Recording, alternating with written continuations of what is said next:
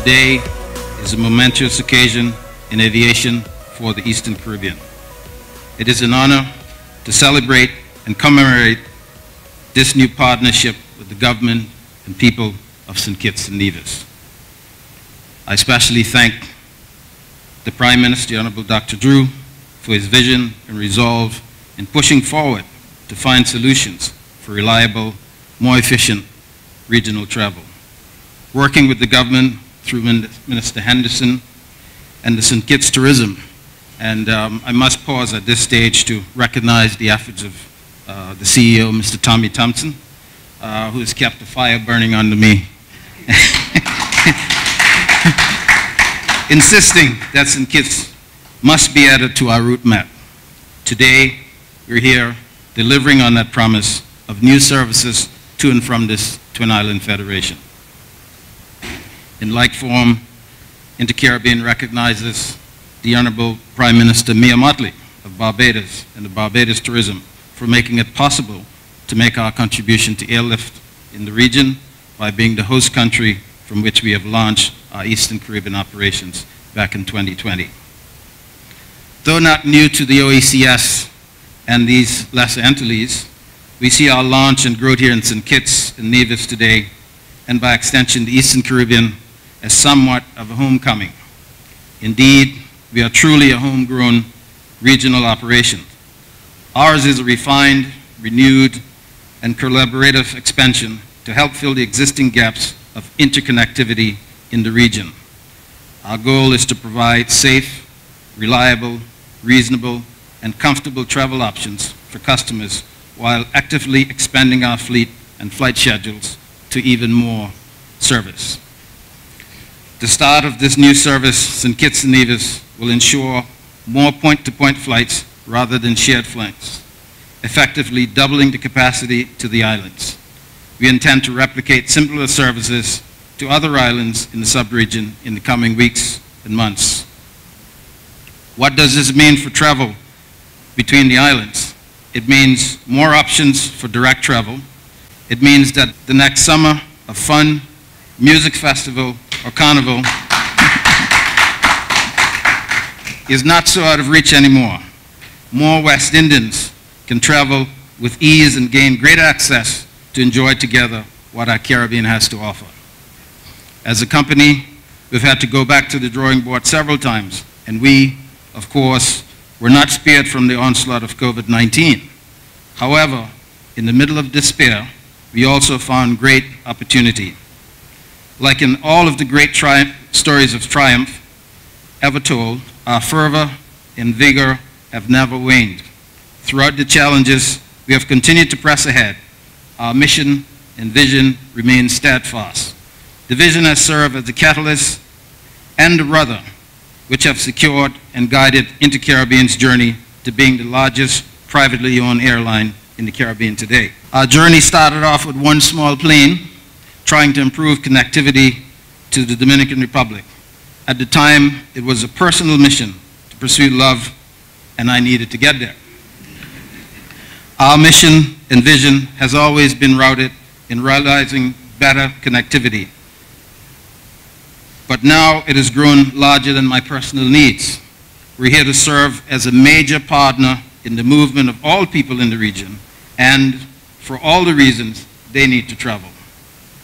After 3 decades, InterCaribbean is happy to be here in St. Kitts to reaffirm our commitment to maintain excellence in an ever-changing world, always seeking to ensure the best stakeholder and customer engagement, relationships, and travel experience, ultimately seeking to provide business and leisure travelers with more travel options. As we celebrate our inaugural flight today, let us never forget the power of partnership. We are essentially one people, scattered across a region by history, embracing a rich culture. Now we are bending together to achieve a common goal, reuniting as family members and helping to practically solve the problems we face. Thank you to the people, the government and people of St. Kitts and Nevis for the opportunity, and we look forward to serving you for many long years to come. Thank you.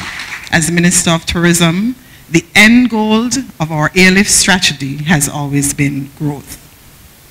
As we re-energize intra-regional travel, I am elated at the continued advancements that our destination continues to realize. InterCaribbean's integration into our airlift network grants the region easy accessibility to immerse and indulge in the hidden gems of St. Kitts and Nevis.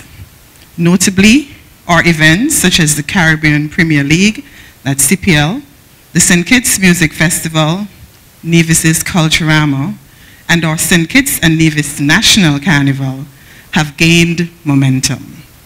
Our people are excited to travel once again. Interconnectivity through airlift opportunities has always been vital to sustaining strong relationships with our Caribbean brothers and sisters.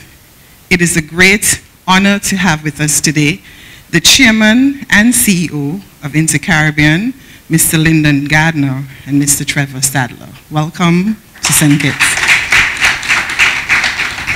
I also take time to mention Captain Ariane Blanchett of InterCaribbean as we celebrate Women's Month and as we recently just celebrated International Women's Day. Today is undoubtedly a day to celebrate. Congratulations again both to InterCaribbean and to our destination for having a cemented relationship that will benefit us not just as a federation, but intra-regional travel tremendously. Please allow me at this time, just before that, I also see the president of the Taxi Association. Forgive me, Mr. Sylvester Hodge, Mr. Matthew, and Flames. What's your correct name? Flames. Welcome. They are stakeholders in the industry, and they continue to play a vital part as well. On the 5th of August, and I keep repeating it, the first action that we took was to open up the country on the 7th of August. It was critical. Had we not done that, tourism would not have rebounded. And to say that, we opened the latest in terms of the restrictions within the OECS, and as a result, we have the slowest growth in terms of recovery of tourism.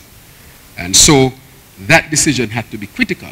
But I want to take this opportunity to really thank the minister and to recognize also the CEO and the deputy CEO, because I think he would have played a critical part. They had to travel a lot. At times they were criticized for traveling, but those travels were important to restart and jumpstart our tourism industry in earnest. As a result of those travels, we were able to get back the cruise industry, not to the point where we want it as yet, because of course we got the late stragglers, but nonetheless we recovered much faster than would have been expected given the time frame. We also started a recovery in terms of our tourists who would stay overnight, as they say, heads in beds. That also went through some recovery, and that is because of the hard work of the minister and her ministry. But with all of that, what we need to recognize also is that our second largest pool of visitors to St. Kitts and Nevis, that pool is from the Caribbean itself. And we must never underestimate it. Those are our Caribbean brothers and sisters who travel to St. Kitts and Nevis very frequently to visit, an important part. And also there are those who use other countries within the Caribbean as a stop to enter St. Kitts and Nevis. Therefore, if we don't have inter-regional travel, our tourism industry would suffer tremendously. And that is what I want the message to be. And so last year, when we recognized that this needed to be solved, understanding that the other regional airline had gone through some difficulties because of COVID, nonetheless, we decided we needed to work. And I was introduced to Mr. Gardner. I think our first meeting was in November, correct? I think it was in the meeting room of the office of the Prime Minister. And we sat. You gave me a love story. Traveled a lot to the Republic for other reasons. And 30 years later, as you say, you have the largest privately owned airline within the Caribbean. Love does a lot of things. And so we are here. But out of that conversation, we started to discuss how we can resolve this situation. And I asked him if he can resolve it. And he said he could do it. And so, of course, he went to see the minister, Minister Henderson, and the CEO, and the conversations started in earnest. And from November, where those conversations would have started, we have a flight on the ground today in March.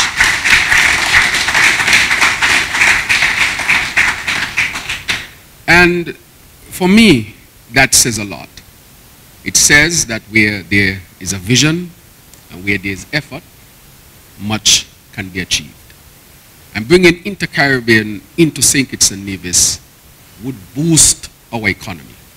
Would not only boost our economy, but it would bring our people closer together.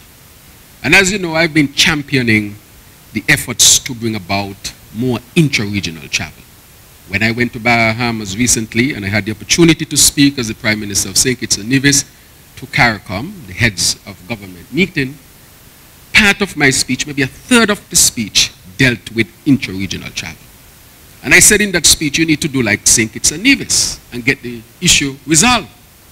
And today, I feel good that my words were not mere words in the wind, but through hard work by the minister, the CEO, and our country and our cabinet, we see the reality coming forth. And so I want to say that we are committed to it.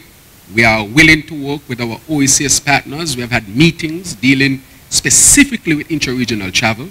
And for those of you, you would remember when I came late to the installation of our Governor General, and it is because we could not get any flight and we had to use the RSS to come into St. Kitts and Nevis. And the meeting that we had in St. Lucia was about intra-regional travel.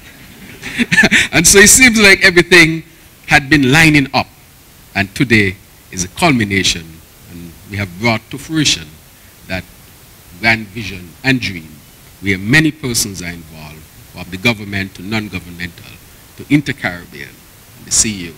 And so we want to thank you very much to ensure that we have the connection that we need to propel our country forward. Thank you very much.